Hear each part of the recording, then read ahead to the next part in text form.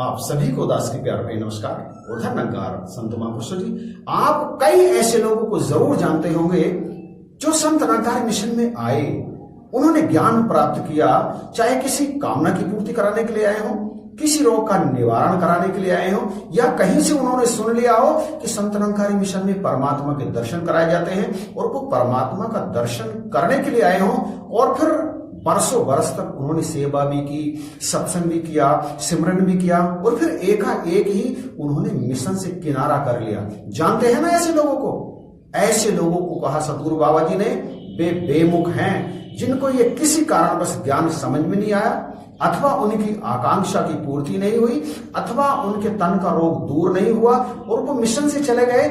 उनमें कई लोग ऐसे हैं जो मिशन से जाने के बाद भी शांत हैं, लेकिन कई ऐसे हैं जो मिशन की कमी निकालते हैं, कमी ना होते हुए भी इधर उधर बुराइयां करते हैं। ऐसे लोगों को सतगुरु बाबा जी ने कहा वे बेमुख हैं, और गुरुमुखों से कहा कि ऐसे लोगों से बचकर रहना है। संपूर्ण हृदय पाणी के शब्द संख्या 88 में बाबा जी ने बिल्कुल स्पष्ट संकेत दिया, एक पते की बात है जिस पर देना ध्यान जरूरी है। हे गुरुमुखो, बेमुख जो हो गया गुरु से, उससे रखनी दूरी है। दूरी इसलिए रखनी है क्योंकि आप तो उस नौका में अभी बैठे हैं, जो नौका सतगुरु इस भवसागर से अपने गुरसिखों को पार लगाने के लिए चलाता है। लेकिन वो तो उस नौका से उतर चुके हैं, और जो नौका से उतर गया ना, वो गहरे पानी में जाकर के डूब ही जाता है, निश्चित जानिए। और वो कभी भी पक्के नहीं रहे, कच्चे ही रहे हैं। कच्चा हमेशा दूसरे को कच्चा कर देता है। बड़े बड़े ज्ञानी को भी वो भ्रमित कर सकता है। काजल की कोठरी में कितना ही बचले प्राणी, काजल का दाग तो लागे ही लागे। इसलिए उनसे बचकर रहना है। आपको भव सागर से पार चलाने के लिए सतगुरु ने अपनी नौका, भव से पार लगाने को एक नैया गुरु चलाता है। उस नैया से कूद गया जो, वो बेमुख कहलाता है। जो भी कूदा डूब गया वो जाकर गहरे पानी में, उसके पीछे कूद न जाना तुम अपनी नादानी में कि भैया वो तो कूद गया, वो तो मिशन से हट गया, मैं भी हट जाऊं। नहीं, वो कच्चा है, उसे समझ में नहीं आया कभी भी ये ज्ञान। या तो उसकी कामना पूरी हो गई, या तो उसकी कामना पूरी नहीं हुई।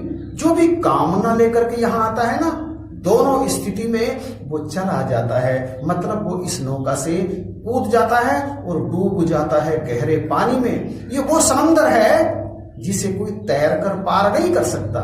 इससे पार जाने के लिए नौका का होना बहुत जरूरी है। और नौका भी कैसी? जिसका मल्लाह पूरी तरह प्रशिक्षित हो, मतलब नौका जिसकी मर्जी से चले। ये निरंकार इसका मल्लाह है। और इस समंदर में, इस भवसागर में, जिसे संसार सागर कहते हैं, सतगुरु सत्संग रूपी नौका चला रहे हैं। इसमें जो बैठा रहता है ना, वो इससे सहज ही पार हो जाता है। जो कूद जाता है डूब जाता है।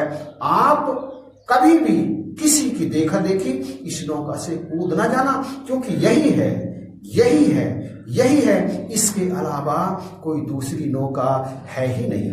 अब वो बेमुख संत नहीं हैं, भक्त नहीं हैं, और आप भक्त हैं, आप संत हैं। संतों को, भक्तों को, संतों का, भक्तों का ही संग करना चाहिए, किसी बेमुख का संग नहीं करना चाहिए। बेमुख से बचकर रहना है। सतगुरु बाबा जी ने कहा बेमुख से बचकर रहना है। भक्ति अगर बचानी है, कहे अवतार, जो भव सागर से नैया पार लगानी है। बख्शिश करो, कृपा करो। संग अच्छों का करना है, संग पक्कों का करना है।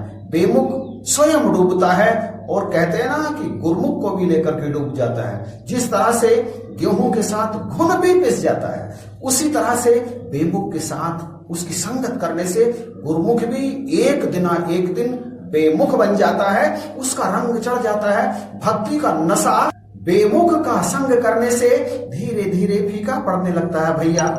इसलिए उनका संग छोड़िए।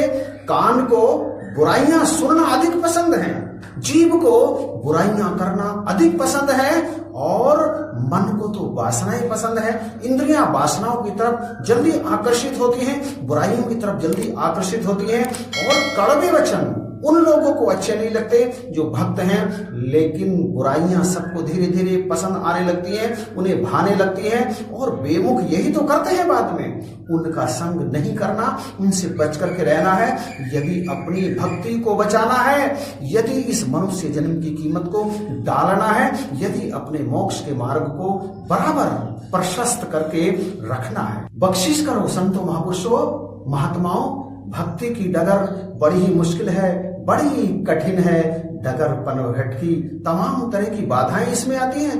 वो तो मेरा बहुत ही प्रिय था जिसने मिशन को छोड़ दिया, मैं उससे मिलना क्यों छोड़ूं? वो कोई मेरा कुछ बिगाड़ थोड़ी रहा है। नहीं, आप इस जगत में अकेले ही आए और अकेले ही यहां से जाएंगे। सारे रिश्ते नाते मित्र संबंधी यही रह जाएंगे। आपके द्वारा कमाई हुई ये भक्ति की दौलत ही आपके साथ आएगी। तो बख्शिश करो। फिर से दास आपके चरणों में विनती करेगा, निवेदन करेगा। और ये दास की बात नहीं है, स्वयं सतगुरु बाबा जी ने स्पष्ट निर्देश दिया है, बल्कि चेतावनी दी है, बेमुख से बचकर रहना है। भक्ति अगर बचानी है तो बचो, ऐसे लोगों से बचो। साध संगत का साथ करो, जो गुरुमुख हैं, पक्के हैं, उनका साथ करो। जो सत्संग की बातें करते हैं, सदगुरु की बातें करते हैं, दुनिया की बातों से बचते हैं और बचाते हैं, उनका संग करो। तभी भक्ति बच सकती है और बेड़ा पार हो सकता है। प्यार से कहना, धन्यवाद संत महापुरुषों जी।